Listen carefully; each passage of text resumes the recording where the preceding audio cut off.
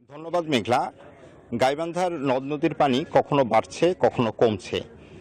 গত ২৪ ঘন্টায় গাইবান্ধার ব্রহ্মপুত্র, যমুনার পানি কমেছে তিস্তার পানিও কমেছে, ঘাঘটের পানিও, কিন্তু বেড়েছে করতোয়ার পানি। এই পানির হ্রাস বৃদ্ধির সাথে সাথে গাইবান্ধার বিভিন্ন অঞ্চলে দেখা দিয়েছে নদী ভাঙ্গন। পানি উন্নয়ন বোর্ড বলছে যে অন্তত ২০টি পয়েন্টে নদী ভাঙ্গন দেখা দিয়েছে। এই নদী ভাঙ্গনগুলো যেমন চর অঞ্চলে দেখা দিয়েছে, তেমনি দেখা দিয়েছে গাইবান্ধার মূল ভূখণ্ডে, যেমন ফুলছড়ির বালাসীঘাট বা গাইবান্ধা সদরেও এই নদী ভাঙ্গন দেখা দিয়েছে। এই নদী ভাঙ্গন সম্পর্কে আমরা একটু স্থানীয়দের কাছে একটু শুনবো, যে আপনি একটু বলবেন নদী ভাঙ্গনের কি অবস্থা।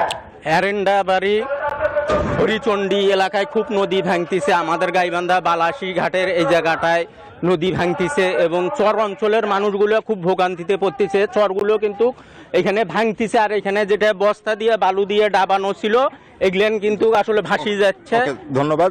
এই গাইবান্ধার মানুষরা বলছে যে পানি উন্নয়ন বোর্ড যে কাজ করছে, এই কাজগুলো হচ্ছে লোক দেখানো কিছুটা কাজ। এই কাজগুলো বর্ষার সময় যখন নদী ভাঙ্গন শুরু হয় তখন কাজগুলো শুরু করছে।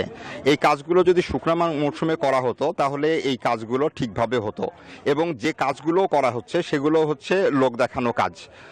তো এই ছিল আমার কাছে গাইবান্ধা থেকে নদী ভাঙ্গনের ব্যাপারে সর্বশেষ সংবাদ। ফিরে যাচ্ছি স্টুডিওতে মেঘলার কাছে। প্রিন্স, আপনাকে ধন্যবাদ।